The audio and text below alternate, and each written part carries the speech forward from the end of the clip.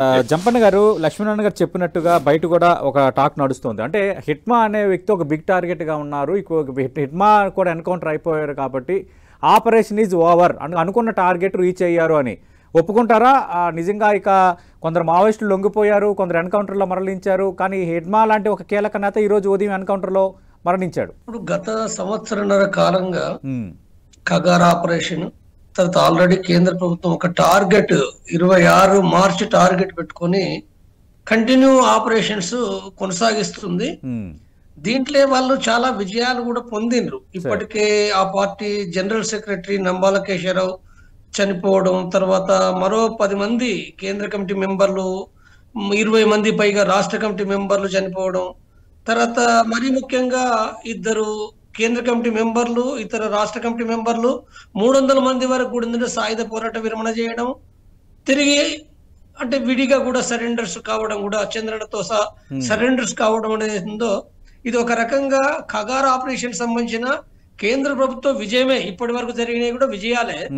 అంటే ఒక రకంగా చెప్పాలంటే ఏంటంటే మావోయిస్టు పార్టీ ఒక చివరి అంచున చివరి దశలో కొనసాగుతున్నది అనేది కూడా ఏంటంటే మనకు అర్థమవుతున్నది. అంటే చివరి దశ మీనింగ్ ఏంటంటే వాస్తవంగా అంటే వాళ్ళు మొత్తంగానే లేకుండా పోయిందంటే లేదు. అది దండకార్యంలో ఉన్నారు, ఒరిస్సాలో ఉన్నారు, బీహార్ జార్ఖండ్ లో ఉన్నారు, మహారాష్ట్ర మధ్యప్రదేశ్ బార్డర్ లో కూడా ఉన్నారు వాళ్ళు, ఇంకా కేంద్ర కమిటీ మెంబర్లు కూడా ఉన్నారు. ఇప్పుడు ఇడుమా కూడా ఏంటంటే ఒక ప్రముఖమైన మిలిటరీ రంగంలో ఎదిగి వచ్చిన నాయకుడు. మిలిటరీ రంగంలో ఆయనే అంటే ప్రత్యేకించి దండకారణ్యం సౌత్ బస్తర్ లోపట వివిధ ఆపరేషన్ ఒక 30 పైగా అంటే యాక్షన్స్ ను సక్సెస్ చేసిన దాంట్లో ఒక ప్రముఖమైన నాయకుడు కూడా. కాబట్టి అలాంటి నాయకుడు కూడా చనిపోయిండు అనేది ఉందో అంటే మావోయిస్టు పార్టీ ఆల్రెడీ వాళ్ళు ఈ మధ్య కాలంలో కూడా సాయుధ పోరాటం అంటే ఈ సరెండర్లు సాయుధ పోరాట విరమణ మధ్యన కూడా మేము సాయుధ పోరాటాన్ని ఖచ్చితంగా కొనసాగిస్తామని ప్రకటన చేసిన దాంట్లో కూడా ఇడుమా కూడా ఏంటంటే అనే పేరు లేనప్పటికీ దాంట్లో భాగంగానే ఉన్నాడు అనే విషయం కూడా ఏంటంటే మనకు వివిధ వార్తల ద్వారా అర్థమవుతున్నది. కాబట్టి ఇలాంటిది ఇడుమా అంటే ఈ అకస్మాత్తుగా ఇంత తొందరగా అంటే సాయుధ పోరాటం చేస్తామని ప్రకటించిన ఈ తక్కువ కాలంలో చనిపోవడం అనేది ఉందో, ఇది ఒక రకమైన ఆశ్చర్యకరమైన విషయం కంటే కూడా అనుమానాస్పదంగా ఉంది. అనుమానాస్పదం అంటే ప్రత్యేకించి నేను చెప్పదలుచుకున్న విషయం ఏంటంటే ఇప్పుడు జరిగిన ఎన్కౌంటర్ అనేది ఉందో అల్లూరి సీతారామరాజు టైగర్ ప్రాజెక్ట్ అనేది ఉందో, ఇప్పుడు అంటే ఇడుమా ఎప్పుడైనా దక్షిణ బస్తర్ లేదా దండకాండ్ల భాగంగానే ఉన్నాడు తప్ప అంటే ప్రత్యేకించి ఏఓవికి పోవడం గానీ అటు అంటే అల్లూరి సీతారామరాజు ప్రాంతానికి పోవడం గానీ ఆయనకి ఎలాంటి సంబంధం కూడా లేదు. అక్కడ ఆపరేషన్ కగార్ తీవ్రంగా జరుగుతుంది కదా, సెర్చింగ్ కూడా తీవ్రంగా జరుగుతుంది కదా, ఇక్కడ షెల్టర్ జోన్ తీసుకున్నాడని అంటున్నారు. అది వదిలేసిన ప్రాంతం అది. అక్కడికి ఎట్లా పోయిండు? అక్కడికి పోవడం అనేది ఈ 6 చనిపోవడం ఏంటిది? కాబట్టి ఇది సంథింగ్ ఏదో ఇక్కడ అరెస్ట్ అయినట్టుగా అంటే కొన్ని అనుమానాస్పద వార్తలు వస్తున్నాయి. లేదా అరెస్ట్ కావడం, ట్రీట్మెంట్ కి పోయిందా, లేకపోతే సెటిల్ కావడానికి పోయిందా, లేకపోతే సరెండర్ అయ్యే క్రమంలో అది కూడా ఒక వార్త వస్తుంది. డిఆర్జీ బలగాలే సరెండర్ చేసుకోకుండా పట్టుకొని చంపిననే వార్తలు కూడా వస్తున్నాయి. కాబట్టి ఏదైనా మావోయిస్టు పార్టీకి ఇది తీవ్రమైన నష్టమే. అంటే ముందు ఇంకేం వార్తలు వస్తాయని మనం గమనించాల్సిన అవసరం. ఓకే జంపన్న గారు, ఇప్పుడు కృష్ణా జిల్లా పెనమలూరు న్యూ ఆటో నగర్ లో దాదాపు 27 మంది మావోయిస్టులను అదుపులోకి తీసుకున్నారు. ఇందాక లక్ష్మీనారాయణ గారు ఒక మాట అన్నారు, అంటే ఇంకా అక్కడ షెల్టర్ జోన్ లేదు కాబట్టి ఇంకా మైదాన ప్రాంతాల్లోకి వస్తున్నారు, ఎక్కడో ఒక దగ్గర తలదాచుకునే ప్రయత్నం చేస్తున్నారని. ఒక రకంగా ఇది బిగ్ ఎఫెక్టే కదా, ఇంకా మైదాన ప్రాంతాల్లోకి వచ్చి దాచుకున్నంత వాతావరణం ఎందుకు క్రియేట్ అయింది? నేను అంటే ఇప్పుడు ఈ వార్తలను బట్టి నాకు వచ్చే అనుమానాలు ఏంటంటే ఆంధ్రప్రదేశ్ సంబంధించింది వాళ్ళు ఎట్టి పరిస్థితులు పోరు. ఒకవేళ కనుక సెటిల్ కావాలనుకుంటే అవకాశం ఏంటంటే తెలంగాణ కొంత అవకాశం ఉంది. కొంత రిలేటివ్ గా పోల్చుకుంటే తెలంగాణ గవర్నమెంట్ ఎన్కౌంటర్ గత కొద్ది కాలం నుంచి ఎన్కౌంటర్ చేయటం లేదు. కొంత అవకాశం ఉంది కాబట్టి తెలంగాణకు రావచ్చు ఏమైనా. కానీ ఆంధ్రకు పోవడం ఏంటిది? ఆంధ్రకు పోవడం తర్వాత అల్లూరు సీతారామరాజు కాడికి పోవడం అనేది ఉంటో ఇది చాలా అనుమానాలు కలిగిస్తుంది. అంటే అనుమానాలు ఏంటంటే వాళ్ళు సరెండర్ కావడానికి వాళ్ళు పోతున్న సందర్భంగా రివార్డుకు ఆశపడి అంటే ఇప్పుడు జేడీ లక్ష్మీనారాయణ గారు కూడా చెప్పాలి వాస్తవంగా అంటే ఎక్కువ సంఖ్యలో నా దృష్టిలో 90% సరెండర్కి వచ్చిన వాళ్ళు సరెండర్ చేసుకున్నారు. కానీ 1-2 కేసులు పోలీసు అధికారులు అంటే రివార్డుల కోసం ఆశపడి కూడా ఏంటంటే చంపేసిన ఘటనలు కూడా ఉన్నాయి. ఫర్ ఎగ్జాంపుల్ చెప్పాలంటే పెద్దపల్లి కరీంనగర్ జిల్లాలో లింగన్ అనే డీసీ మెంబర్ ఆయన సరెండర్ పోతున్నప్పుడు కూడా చంపిన ఉదాహరణ 100% అది వాస్తవం. అది అంటే జంపన్న గారు అంటే ఆల్రెడీ ఇప్పుడు ఆపరేషన్ కగర్ తీవ్రంగా జరుగుతోంది. ఏ రీతిలో జరుగుతోందో కేంద్రం ఏ డేట్ అంటే మార్చి 2020 టార్గెట్ పెట్టుకున్న అంశాన్ని లక్ష్మీనారాయణ గారు ప్రస్తావించారు ఇప్పుడే.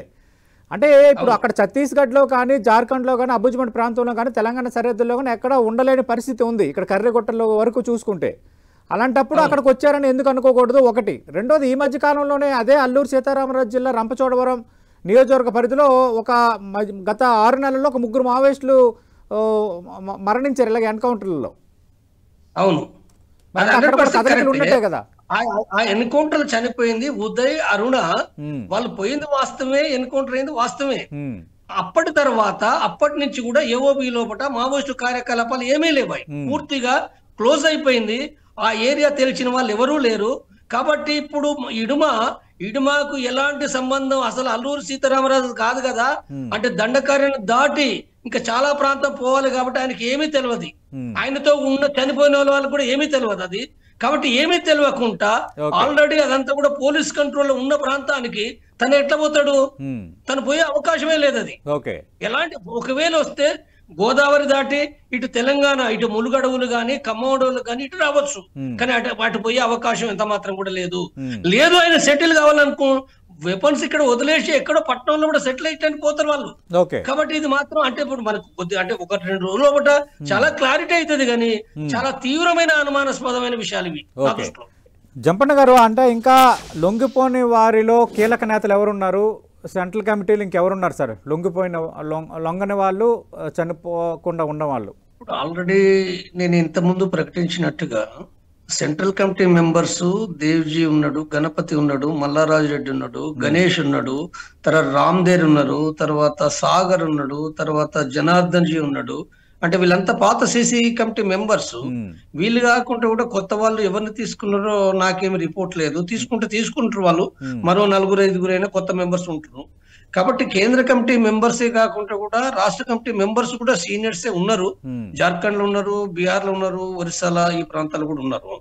కాబట్టి ఇప్పుడు ఏదైతే ఉందో అంటే ఇడుమా చనిపోవడం వాళ్ళకు ఒక తీవ్రమైన నష్టం. అది అంటే ఇడుమా ఒక ఆదివాసీ ప్రజల నుంచి ఎదిగి వచ్చిన ఒక మిలిటరీ నాయకుడు. సరే ఇప్పుడు జేడి లక్ష్మీనారాయణ గారు వాళ్ళు మాట్లాడిందంటే పోలీసు అధికారిగా పనిచేసిండు కాబట్టి తను మాట్లాడింది అంటే ఒక దుష్టుడుగా దుర్మార్గుడుగా మాట్లాడిండు. అంటే తన యొక్క అదే పద్ధతిలో మాట్లాడతారు, ఎట్లాగా అధికారులు అదే మాట్లాడతారు, తప్పేం లేదన్నా. నేను అంటే ఒక మావోయిస్ట్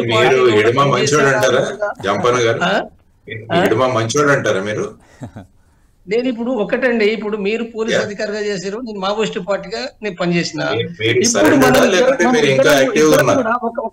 ఒక్క నిమిషం ఏంటంటే మీరు రాజ్యాంగంలో భాగంగా మీరు వర్క్ చేస్తున్నారు. ఇప్పుడు నేను రాజ్యాంగంలో భాగంగానే నేను 100% రాజ్యాంగాన్ని దాన్ని నేను పూర్తిగా ఆమోదించి దానిపైన రాస్తున్నా, మాట్లాడుతున్నా.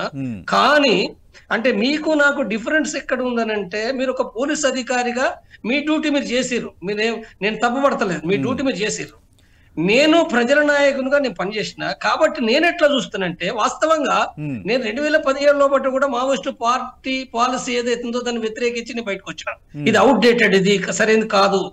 అయితే ఇది ఎంత సరైనది కాదని చెప్తానో ప్రజల కోసం వాళ్ళ విధానాలు తప్పున్నాయి. నేను ఇప్పుడు అందుకోసము జంపన్న గారు మీ విధానాలు ఉండొచ్చు, మీ ఒపీనియన్స్ ఉండొచ్చు. నేను అడుగుతున్నా సార్, మీ తరఫున అడుగుతున్నా, బ్యాలెట్ తో రావాలి ప్రజా సమస్యలను తీర్చడానికి, బ్యాలెట్ తో రావాలి. అక్కడ విభేదం కాదు మన చర్చ. కానీ ఇక్కడ సమస్య ఎక్కడంటే పోలీసు అధికారులు చనిపోయినా, పోలీసు అధికారులు కూడా ఎన్కౌంటర్లు ఈ మధ్య కాలంలో చనిపోయినప్పుడు కూడా ఏదైనా యుద్ధం సరైనది కాదని నేను మాట్లాడిన. నేను మాట్లాడింది ఓన్లీ ఇనుమ గురించి. జంపన్న గారు అంటే లక్ష్మీనారాయణ గారు మాట్లాడిన దాన్ని మీరు ప్రస్తావించారు కాబట్టి అంటే వాళ్ళు కూడా మనుషులే కదా పోలీస్ అధికారులు కూడా. ఎందుకంటే మనం చూస్తే 76 మంది సిఆర్పిఎఫ్ జవాన్లు దంతేవాడ దాడిలో మరణించారు. దర్బా వ్యాలీలో జరిగిన దాంట్లో నేతలు అధికారులు మరణించారు. సుక్మాలో 2017 అటాక్లో 24 మంది సిఆర్పిఎఫ్ జవాన్లు మరణించారు. సుక్మా బీజాపూర్ అటాక్లో 22 మంది భద్రతా దళాలకు సంబంధించిన వ్యక్తులు మరణించారు, 31 మందికి గాయాలయ్యాయి. ఇలాంటి కీలక ఖండనలో పోలీసులు ప్రాణాలు కోల్పోయారు. ఇప్పుడు నేను ఇది ప్రతీకారంగా చూడడం సరైనది కాదనుకుంటున్నాను. నేను జరిగిన మాట వాస్తవే, నేనే చెప్పిన. ఇప్పుడు అంటే ఇడుమ 30 ఘటనల పైగా కూడా తన నాయకత్వం వహించిన విషయం నేను చెప్పిన. నేను దాంట్లో ఏమీ సందేహం లేదు. కానీ సమస్య ఎక్కడుంది? అది ఇడుమకు సంబంధించిన సమస్య కాదు కదా.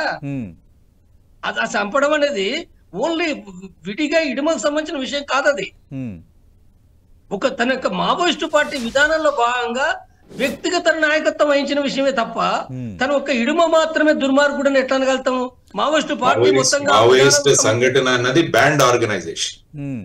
అవును, మావోయిస్ట్ సంఘటన అన్నది బ్యాండ్ ఆర్గనైజేషన్. బ్యాండ్ ఆర్గనైజేషన్ లో పనిచేస్తున్న వాళ్ళ సపోర్ట్ గా మాట్లాడకూడదు అసలు.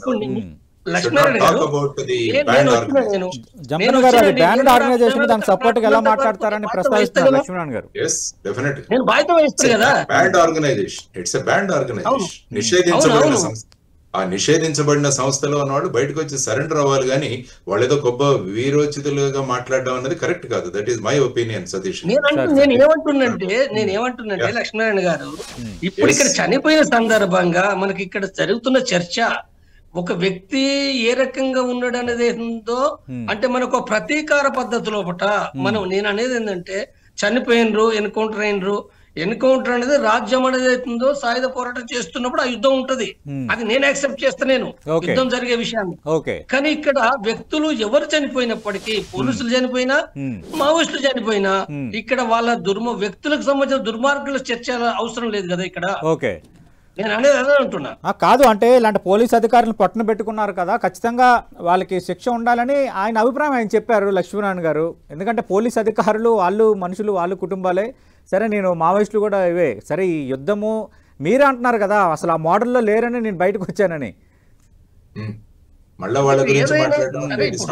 నేనేమి నాకున్న అనుమానాన్ని నేను మాట్లాడినా అనుకుంటారని నాకు అనిపిస్తుంది. అంటే పూర్తిగా నాకు ఇంకేం వార్తలు లేవు.